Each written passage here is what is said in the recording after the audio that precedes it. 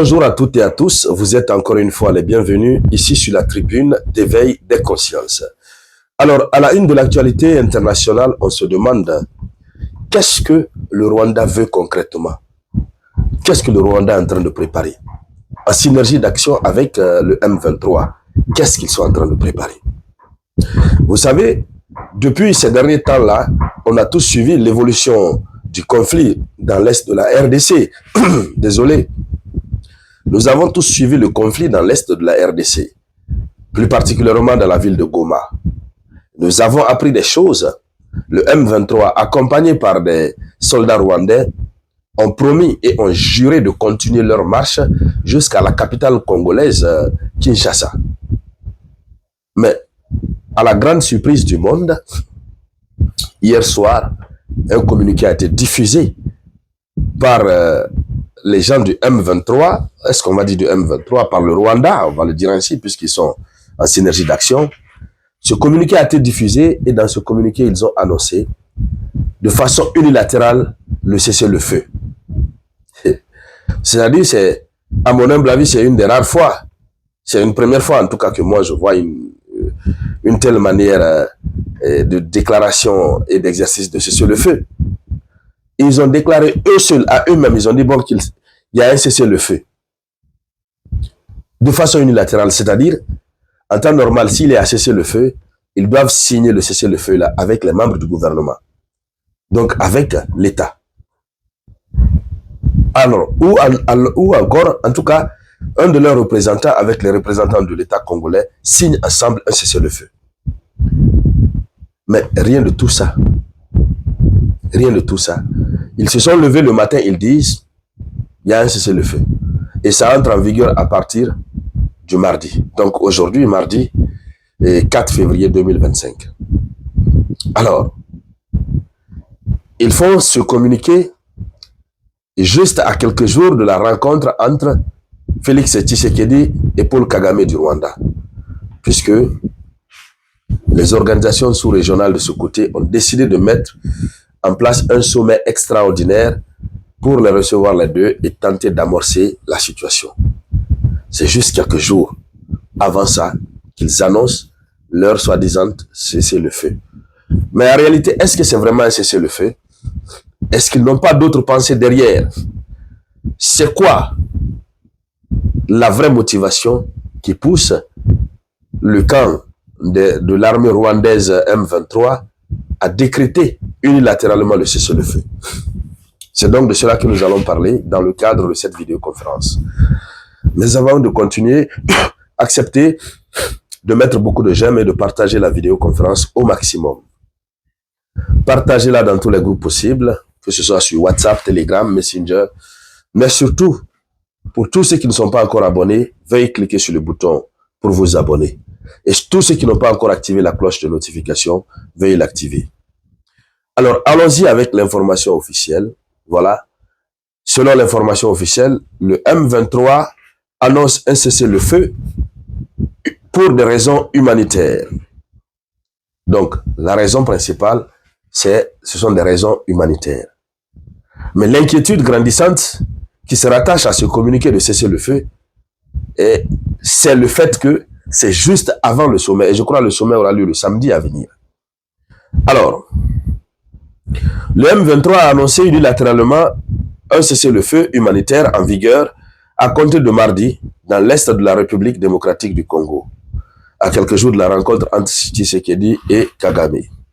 Et donc, ce groupe armé et les troupes rwandaises arrêtent de combattre à partir de ce mardi. Ils disent que c'est pour des raisons humanitaires. Quel type de raisons humanitaires? Ce n'est pas dégagé. Mais nous allons voir tout à l'heure les témoignages de quelques citoyens dans la ville de Goma, que ce soit à Goma ou à Bukavu, et nous comprendrons les réelles motivations. Oui. Alors,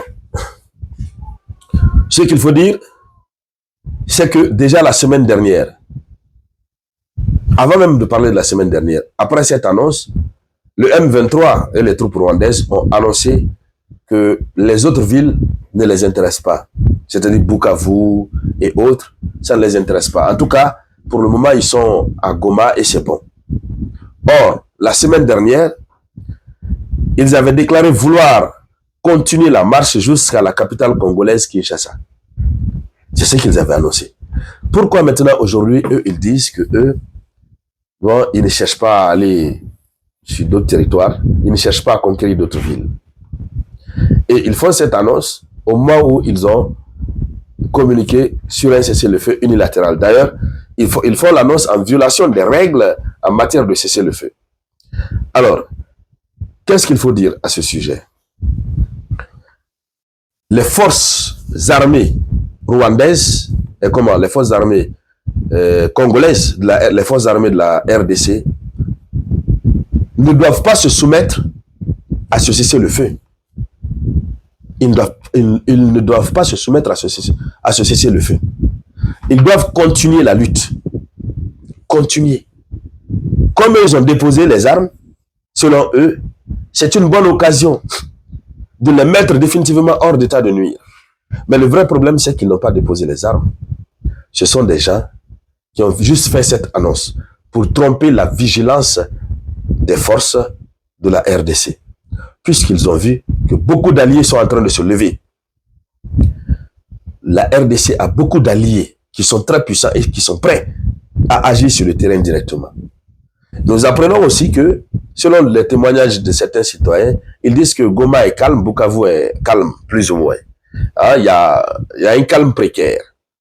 Mais ils disent qu'en réalité, ils ont comme l'impression que ces soldats veulent se réorganiser, notamment se ravitailler en armes, puisque tout ce qu'ils avaient, ça a été utilisé, les munitions ont été utilisées.